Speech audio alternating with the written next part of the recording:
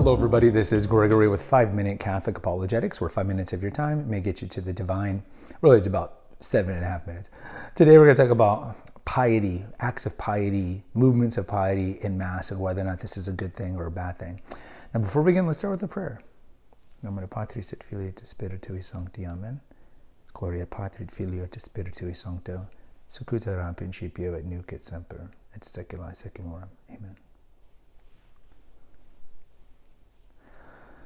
All right, so we have several episodes here about the Mass. I have an old series here called Liturgical Abuses that drive me crazy, where I talk about things that are done in Mass that are against the general instruction of the Roman Missal. So if you're not familiar, the GIRM, or the General Instruction of the Roman Missal, is the book that the priests use that outlines the Mass. And essentially what they have to say is outlined there. Their posture, their movements have to be, is also enumerated or outlined there, and they have to stick to the GIRM. Needless to say, especially of the last 40 years, but I don't think it's as bad as it was, let's say, in the 80s, 90s, and the early noughts.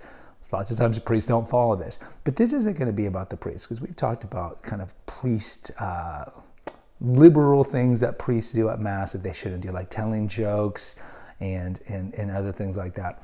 But this is more about people in the pews. So what do I mean by acts of piety? I think a good example of this, or the most famous example of this, would be putting our hands up, the prayer of Aaron's position during the Our Father. I think that's an act or motion of piety. But I'm also talking about, like, when people receive the Eucharist. You might see people go up there and receive the Eucharist and do the sign of the cross. I've seen people receive the Eucharist and then they hold up the Eucharist to the crucifix. Hopefully there's a crucifix on the wall, because sometimes it's resurrected Jesus. They hold up the crucifix, they hold up the host to the wall, and then they consume it. Sometimes I've seen people, of course, kneel and receive it. Sometimes I've seen people who step away 4 steps and receive it, and then they do like my ancestors, the Mexicans. We tend to do this whole like secret, all these things. And so, is there something wrong with these acts of piety? Well, look, the GIRM is really directed toward what the priest should do, but there is a kind of an outline and a decorum as to what the people should do. Now, going back to the Aaron's position, we have an episode on this. We are not supposed to be holding out our hands during the Our Father, and it's a position that the priest has to do. But something happened in the 1970s and 80s that this started to be popular, and the priest didn't nip it in the bud. And I think the priest didn't nip it in the bud because I think the more liberal priests thought it was cool that people started to hold hands during the Our Father, but that is not in the GIRM.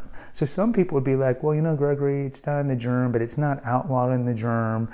Why not? It doesn't harm people. It gives a more horizontal approach to the liturgy and whatnot. I am not of that opinion. And I know pastors who know that it's wrong and want to tell people it's wrong, but at the same time, they don't want to alienate their flock. And I would say there is something wrong with it, because you are putting undue pressure on people next to you in the pews who maybe don't want to hold hands. Maybe they're germaphobes, but maybe they don't want to hold hands. And it's not about what you want. The horizontal approach is not the typical approach at Mass. It's the vertical approach. It's the vertical. It's us and God. It's the holy sacrifice of the Mass. They try to put in these fellowship things like shaking hands before the Mass and all these things to increase fellowship, to make it feel more like a Protestant service. But let's just remove that. The Aaron's position we should not be doing. Simple as that. Now, when it comes to little acts of piety, really, it's a nuanced thing, to be completely honest. Because I would say this: if it's not interfering with anybody and it's something that's discreet and subtle, I don't think there's anything wrong with it. So, for example, if you're one of the people who receives the Eucharist by the hand and does a sign of the cross, there's absolutely nothing wrong with that. Okay, it's not in the GIRM that you should do that.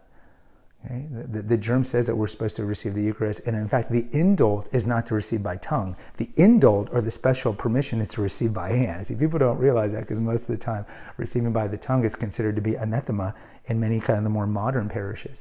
But there's nothing that outlaws you from doing this or anything like that. I would say that we do need to be careful in that sometimes these acts of pieties can be superstitious.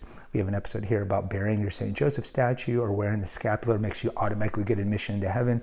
These are both not true. These are superstitions. So we need to be careful, like we don't fall into this kind of scrupulous OCD, like we have to do like a secret handshake, with our best friend. So we do need to be careful with that. But overall, if it's an act of piety that is quick and it's kind of I would say discreet, that's fine. But there needs to be some sort of constraint, because look, we could say, okay, I want to go up there, receive the Eucharist, and spin 5 times. Why? That feels right for me. That feels good to me. So there does need to be something that kind of nips things in the bud, because if we allow a little of these acts of piety, it could lead to, theoretically, doing bigger acts of piety. So I'm not one of these people who's just like, let's just do all these acts of piety that really are not in the Mass. I mean, there's other ones quite a bit that we do, like the Kyrie eleison. Some people still beat the breast. We're not really supposed to do that. Some people do the sign of the cross after the Confiteor. The GIRM doesn't say we're supposed to do that. So most of these are just little acts of piety that we inherited from our family, from going to Mass, and we really don't think about it. And those during the Mass, even though they're not delineated or sketched down in the Mass, I don't think there's a problem with it. I just think in closing, if it's something that's subtle and discreet and it's not scrupulous, I think it's totally fine, but maybe you guys don't agree. So I'd like to hear from you. This is certainly just my opinion. Post in the comments. Until next time, take care, God bless, and pray.